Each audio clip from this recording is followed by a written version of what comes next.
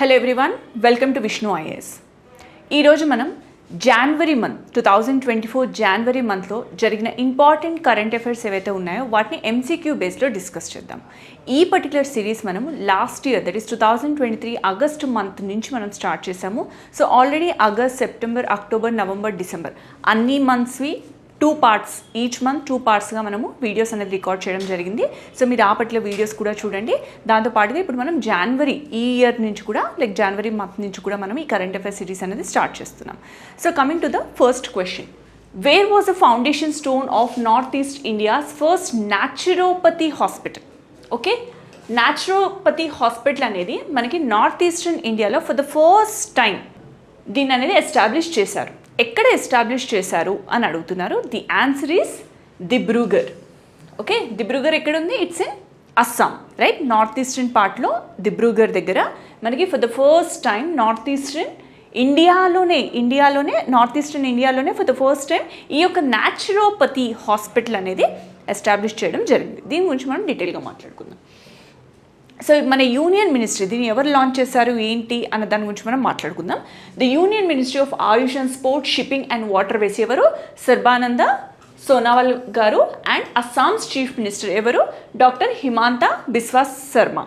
So వీళ్ళిద్దరు కలిసి దీని యొక్క ఫౌండేషన్ స్టోన్ వేశారు. Central research institute of yoga and naturopathy. ఇది ఒక 100 bed yoga and naturopathy hospital. దీని యొక్క కెపాసిటీ ఎంత? 100 బెడ్స్ పట్టే అంతగా దాన్ని కన్స్ట్రక్ట్ చేయడం జరిగింది దిబ్రూగర్లో. ఓకే, మొత్తం ఎంత ఖర్చు పెట్టారు దీనికి? 100 crores ఇన్వెస్ట్మెంట్ అనేది చేశారు. ఇది మొత్తం 15 acre ఇన్స్టిట్యూషన్ అంట, 15 ఎకరాల ఇన్స్టిట్యూషన్ అనమాట ఇది. ఓకే, ఎయిమ్స్ టు బేసికలీ ఏంటి, ఈ యొక్క ట్రెడిషనల్ యోగా న్యాచురోపతిని ఎంకరేజ్ చేయాలి విత్ మోడర్న్ టెక్నాలజీ అన్న ఉద్దేశంతో దీన్ని ఎస్టాబ్లిష్ చేయడం జరిగింది. Okay, so basically to educate, to about preventive health care as well as రీసెర్చ్ని ఇంకా ఇంక్రీజ్ చేయాలి అన్న ఉద్దేశంతో ఈ యొక్క యోగా అండ్ న్యాచురోపతి హాస్పిటల్ అనేది దిబ్రూగర్లో ఎస్టాబ్లిష్ చేయడం జరిగింది. All right, next, which film won the best popular film award? ఏ పర్టికులర్ ఫిలింకి బెస్ట్ పాపులర్ ఫిలిం అవార్డ్ అనేది వచ్చింది ఫిలింఫేర్ అవార్డ్స్ 2024లో అని అడుగుతున్నారు. The answer is 12th fail. Okay, చాలా బాగుంటుంది movie. It's a very motivational movie. In case మీకు కుదిరితే కనుక మూవీ చూడండి. 12th ఫెయిల్ మూవీకి బెస్ట్ పాపులర్ ఫిలిం అవార్డ్ అనేది వచ్చింది. ఓకే, సో బెస్ట్ ఫిలిం దేనికి వచ్చింది?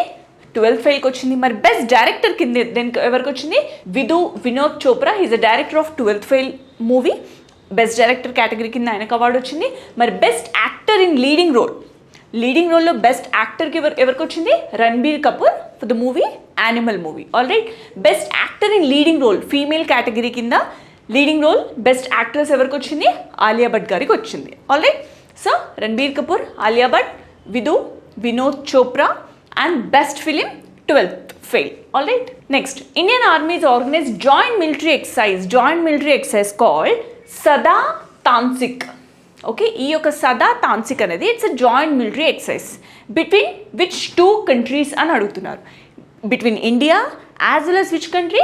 Indian army plus Saudi Arabia. Indian army and Saudi Arabia మధ్యలో జరిగే ఈ యొక్క జాయింట్ మిలిటరీ ఎక్సర్సైజ్ పేరేంటి? Sada Tanseeq. All right, so joint military exercise between the armies. So ఇది ఇండియన్ ఆర్మీ మధ్యలో జరుగుతుంది. ఓకే, ఇండియన్ ఆర్మీస్ మధ్యలో జరిగే, Indian army as well as Saudi Arabia మధ్యలో జరిగేదే Sada Tanseeq is ongoing. ఎక్కడ start అవుతుంది? ఇది రాజస్థాన్లో స్టార్ట్ అవుతుంది. ఇది ఫస్ట్ ఎక్సర్సైజ్ అనమాట. So this the first exercise between India and Saudi Arabia కాబట్టి ఇది గుర్తుపెట్టుకోవడం very very important. All right, so ఇది ఎక్కడ జరిగింది? రాజస్థాన్లో జరిగింది. ఎప్పుడు? ఫ్రమ్ 29th జనవరి 2024 రోజు ఈ యొక్క ఎక్సర్సైజ్ అనేది మొదలైంది. ఎక్కడ? రాజస్థాన్లో. ఓకే, ద సదా తాన్సిక్ అనేది ఇది ఏమని చెప్పాను? It's a first exercise, right? For the first time ఈ ఎక్సర్సైజ్ అనేది ఈ 2 కంట్రీస్ మధ్యలో జరుగుతుంది. Of it's kind to be organised between these 2 countries. All right, next, when is national girl child day? Very very important. National girl child day మనం ఏ రోజు celebrate చేసుకుంటాము ప్రతి సంవత్సరం అంటే 24th జనవరి రోజు మనం నేషనల్ గర్ల్ చైల్డ్ డేని సెలబ్రేట్ చేసుకుంటాము. Okay, national girl child day ఏ రోజు అని చెప్పారు? 24th జనవరి ఎవ్రీ ఇయర్ చేసుకుంటాము. నేషనల్ గర్ల్ చైల్డ్ డే అనేది ఎవరు ఎస్టాబ్లిష్ చేశారు? అండర్ విచ్ మినిస్ట్రీ అంటే ministry of women and child development in 2008.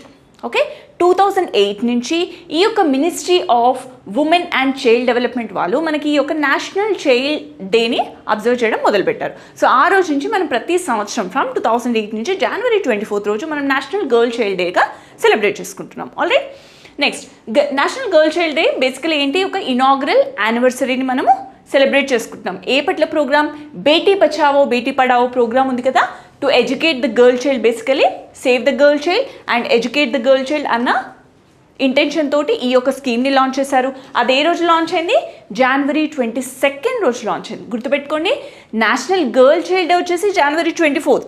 Beti Bachao Beti Padhao programme ఎప్పుడు లాంచ్ అయింది ఆర్ స్కీమ్ ఎప్పుడు లాంచ్ అయింది అంటే January 22nd, not on 24th. Okay, January 22nd, 2015. All right, next centre approved creation of post for the 16th finance commission. Who is the chairman of 16th finance commission అని అడుగుతున్నారు. So 16th finance commission యొక్క chairman ఎవరు అని అడుగుతున్నారు. The answer is Arvind Panagariya. Very very important, doctor Arvind Panagariya. He is the chairman of ఏ కమిషన్కి, 16th finance కమిషన్కి. Okay, so మన గవర్నమెంట్ ఆఫ్ ఇండియా మన యొక్క ఫినాన్స్ కమిషన్ అని మాట్లాడుతున్నాం కదా, ఫినాన్స్ కమిషన్ న్యూస్లోకి వచ్చింది కాబట్టి దాని యొక్క ఆర్టికల్ గుర్తుపెట్టుకోవడం very very important. Finance commission is talking about which particular article, article 280 clause 1లో మనకి దేని గురించి మెన్షన్ చేశారు, ఫినాన్స్ కమిషన్ గురించి మెన్షన్ చేశారు. Okay, article 280 talks about finance commission, very very important. All right, so 16th finance commission అనేది government of India establish చేయడం జరిగింది. మరి ఎవరిని చేశారు చైర్మన్గా, డాక్టర్ అరవింద్ పన్నగారియా. హీఈస్ ఎవరు, he is a former vice chairman of NITI Aayog. Alright, so NITI ఆయోగ్కి vice చైర్మన్గా పనిచేసిన పర్సన్ అనమాట ఎవరు, doctor Arvind Panagariya. As well as he was a professor at Columbia university also as it's chairman. Okay, this finance commission was constituted through a notification dated. So ఈ యొక్క 16th finance commission అనేది ఏదైతే ఉందో దాన్ని ఎప్పుడు కాన్స్టిట్యూట్ చేశారు, డేట్ గుర్తుపెట్టుకోవడం వెరీ వెరీ ఇంపార్టెంట్. అది constitute చేసిన డేట్ వచ్చేసి December 31st, 2023. Okay, December 31st, 2023 రోజు ఈ యొక్క 16th ఫినాన్స్ కమిషన్ అనేది మనం కాన్స్టిట్యూట్ చేశాము.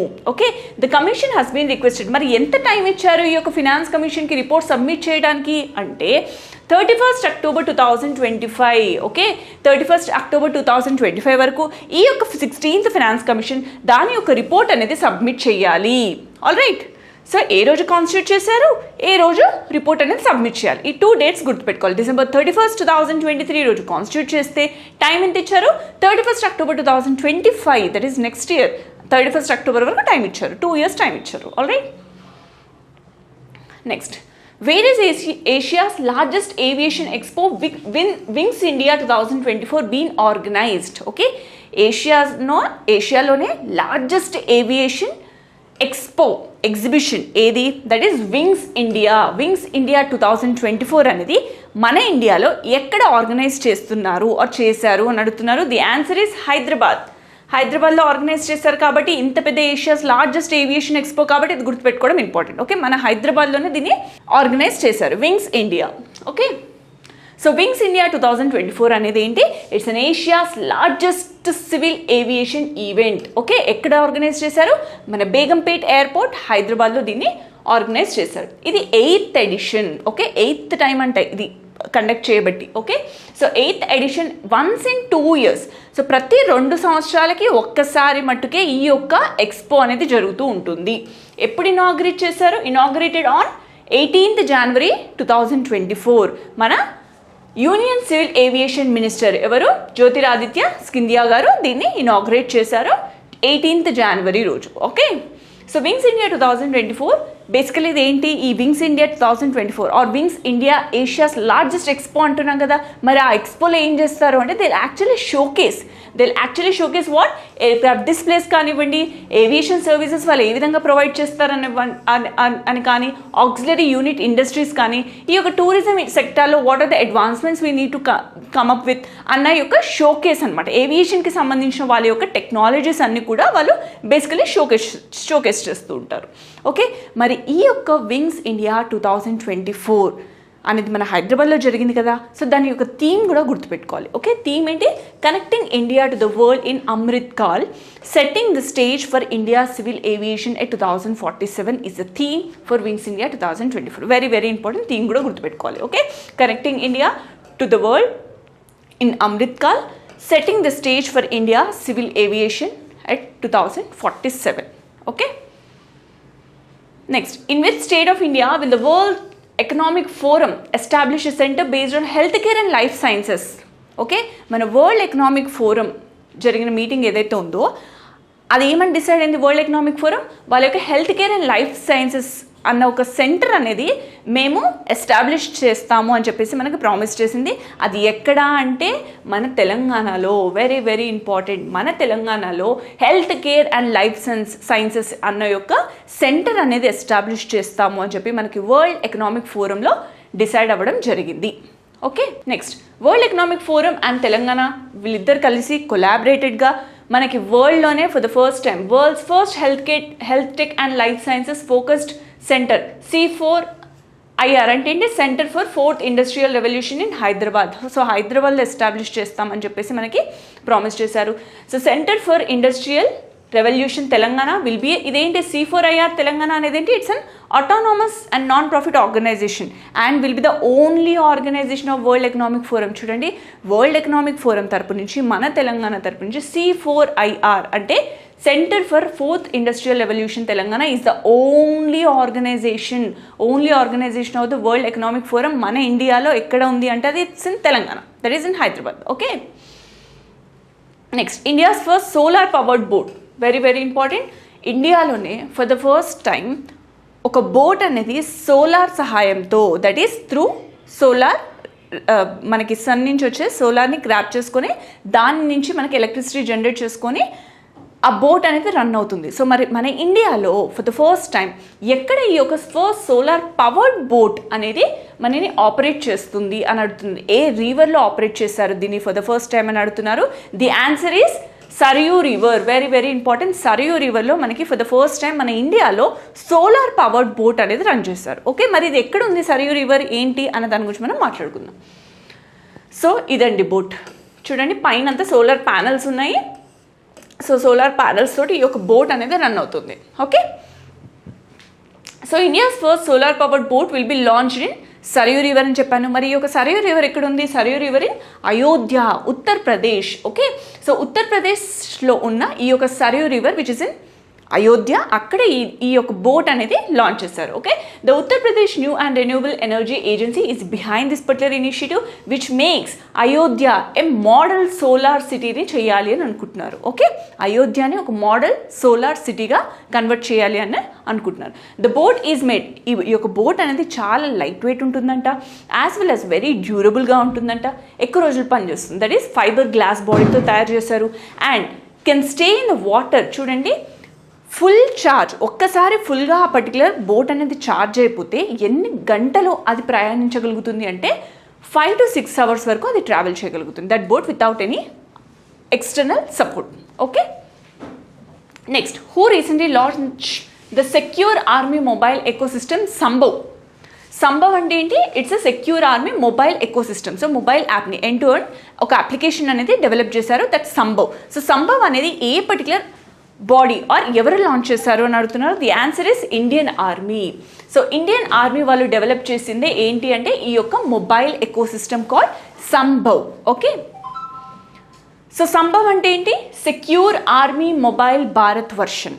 Alright, is a end to end secure mobile ecosystem develop by Indian army వాళ్ళు దీన్ని లాంచ్ చేస్తారు. ఓకే, సో ఇది బేసికలీ 5G టెక్నాలజీతో రన్ అవుతుంది. It operates on 5G technology and AIIMS to provide secure communication and instant connectivity. So వాళ్ళకి ఏంటంటే ఆర్మీలో పనిచేస్తుంటారు కాబట్టి వాళ్ళకి ఒక సెక్యూరిటీ అనేది ఉండాలి, సెక్యూర్ కమ్యూనికేషన్ ప్రొవైడ్ చేస్తుండాలి, యాజ్ వెల్ యాజ్ వాళ్ళ కనెక్టివిటీ కూడా చాలా ఇన్స్టాంట్గా ఉండాలి. అందుకను వీళ్ళు ఒక సంభవ్ అనే ఈ యొక్క మొబైల్ ఎకోసిస్టమ్ని డెవలప్ చేశారు. ఎవరు అంటే Indian army. Alright, next, famous classical singer Prabha Atre. Very very important, famous classical singer ఎవరు? Prabha Atre. She passed away very recently. ఆవిడ ఏ పర్టికులర్ ఘరానాకి బిలాంగ్ అయిన వాళ్ళు అని అడుగుతున్నారు. ఘరానా అంటే ఏంటి? హిందుస్థాన్ క్లాసికల్ మ్యూజిక్లో there will be different gharanas. So అందులో to which particular gharana she belongs to అని అడుగుతున్నారు. The answer is Kirana gharana. Okay, she is Prabha Atre. Okay, so famous singer Prabha Atre was associated with Kirana gharana of Hindustani classical music. చెప్పాను కదా, షీ వాజ్ హానర్డ్ విత్, ఈవిడకి already Padma awards వచ్చాయి by the government of India for her contribution. So ఆవిడ మ్యూజిక్లో ఎక్కువగా contribute చేశారు కాబట్టి ఈవిడికి పద్మ అవార్డ్స్ కూడా వచ్చాయి. అండ్ ఎందుకు న్యూస్లోకి వచ్చిందంటే she passed away on 13th January 2024. So చనిపోయారు, అందుకోసమనే ఈవిడ న్యూస్లోకి వచ్చింది అనమాట, due to heart attack. Okay, Prabha Atre belongs to Hindustani classical music, Kirana gharana. Okay, అది గుర్తుపెట్టుకుంటే సరిపోతుంది.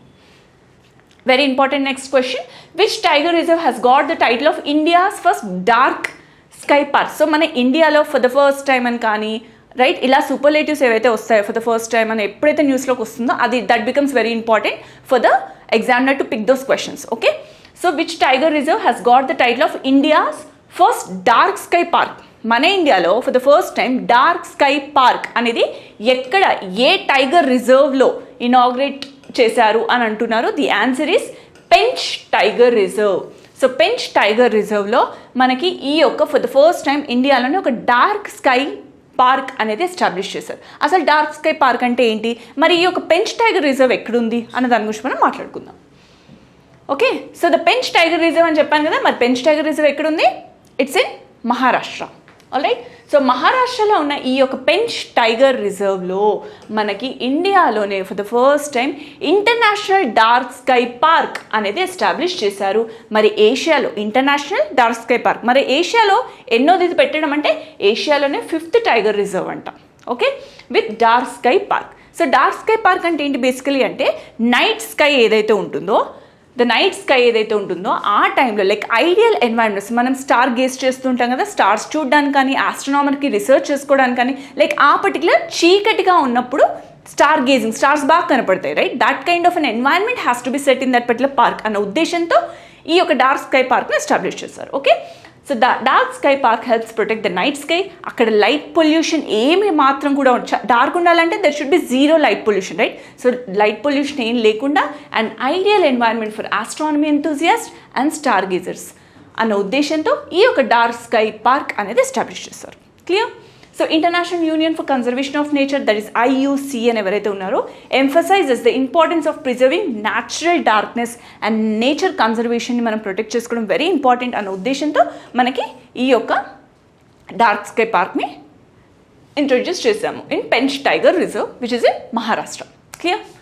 Next, which country will chair the UNESCO world heritage committee in July this year? Again ఎప్పుడైతే మనకి ఫర్ ద ఫస్ట్ టైం మనం ఇండియాలో ఆర్గనైజ్ చేస్తున్నాము ఆర్ ఫస్ట్ టైం ఈ యొక్క ప్రోగ్రామ్ అవుతుంది అని ఎలా అయితే న్యూస్లో వస్తుందో that becomes important. Again this question becomes important because for the first time India, very very important, India is చైరింగ్ the UNESCO world heritage committee.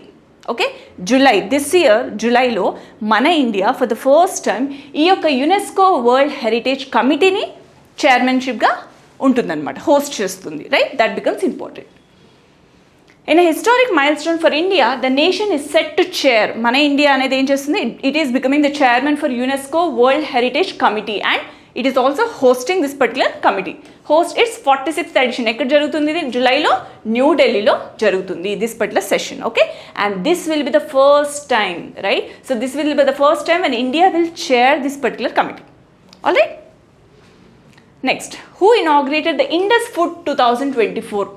Indus food 2024 అన్న యొక్క ప్రోగ్రామ్ని ఎవరు ఇనాగ్రేట్ చేశారు అని అడుగుతున్నారు. The answer is Piyush Goyal గారు. Okay, Piyush Goyal has inaugurated this particular programme called or exhibition called Indus food 2024. మరి ఈ ఇండస్ ఫుడ్ 2024 ఎక్కడ జరిగింది ఏంటి అన్న దాని గురించి మనం మాట్లాడుకుందాం. సో మన పీయూష్ గోయల్ అని చెప్పాను కదా, మరి పీయూష్ గోయల్ గారు ఎవరు అంటే he is a union ministry of commerce and industry right, consumer affairs, food and public distribution and textiles. So ఆ యొక్క యూనియన్ మినిస్ట్రీ ఎవరు? పీయూష్ గోయల్ గారు. He has inaugurated this Indus food 2024 right. ఎక్కడ దీన్ని ఇనాగ్రేట్ చేసింది? నోయిడా, గ్రేటర్ నోయిడా, షోకేసింగ్ మన యొక్క డైవర్స్ ఫుడ్ ఎకోసిస్టమ్. మన ఇండియాలో డైవర్స్ కల్చర్స్ ఉంటాయి, డైవర్స్ ఫుడ్ ఐటమ్స్ ఉంటాయి, ఆ యొక్క ఎకోసిస్టమ్ని ప్రొజెక్ట్ చేయాలి అన్న ఉద్దేశంతో ఈ ఇండస్ ఫుడ్ అనేది ఎగ్జిబిషన్ అనేది స్టార్ట్ చేశారు. ఎక్కడ?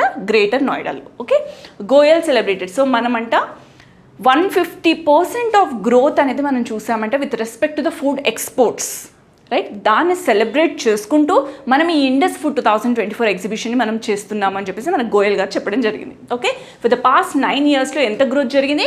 150% growth with respect to the food exports. Okay, with India's agriculture exports reaching approximately $53 billion US. Okay, next, India has started its tenure as a member of United Nations Statistical Commission for how many years? Very very important. United Nations Statistical Commission ki mana India anedi member ga join ayindi. For how many years India has joined as a member for this United Nations Statistical Commission ante the answer is for 4 years. Okay, for 4 years varaku mana India anedi it will be the member for United Nations Statistical Commission. Okay, దీని గురించి డీటెయిల్గా మాట్లాడుకుందాం. So India started it's 4-year term. మన India అనేది 4 yearsకి ఈ యొక్క United Nations Statistical కమిషన్లో join అవుతుంది. ఫర్ 4 years ఉంటుంది మెంబర్షిప్ అనేది. The country has one the elections in the global statistics body in April after gap of 2 decades. చూడండి, 2 decades అంటే ఏంటి? 20 years తర్వాత మన ఇండియా అనేది ఎలెక్ట్ అయింది to become the member for this particular commission. Okay, this is not the first time, గుర్తుపెట్టుకోండి, this is not the first time. మనం already 2004లో we're already the member of United Nations Statistical Commission 2004 అయితే మళ్ళీ 20 years తర్వాత ఇప్పుడు మళ్ళీ మనము United Nations Statistical కమిషన్లో మెంబర్షిప్ తీసుకున్నాము. Clear? India has unanimously elected in April 2023 elections. అది ఎఫెక్ట్లోకి ఎప్పుడు వస్తుంది? January 1st, 2024 నుంచి ఎఫెక్ట్లోకి వస్తుంది. ఇప్పటి నుంచి 4 years వరకు మనకి ఈ మెంబర్షిప్ అనేది ఉంటుంది. మరి యునైటెడ్ నేషన్స్ స్టాటిస్టికల్ కమిషన్ న్యూస్లోకి వచ్చింది కాబట్టి ఆర్గనైజేషన్ అసలు ఏంటి, ఎప్పుడు ఎస్టాబ్లిష్ అయింది, దాని యొక్క హెడ్ క్వార్టర్స్ ఎక్కడ అన్నది మనం తెలుసుకోవాలి. ఓకే, ఇది ఎప్పుడు ఎస్టాబ్లిష్ అయింది? 1947. Okay, United Nations Statistical commission has established in 1947. దీని యొక్క హెడ్ క్వార్టర్స్ వచ్చి న్యూయార్క్లో ఉంది. ఓకే, సో కమిషన్ కంప్రైజెస్ మొత్తం ఎంతమంది మెంబర్స్ ఉంటారు? 24 members ఉంటారు.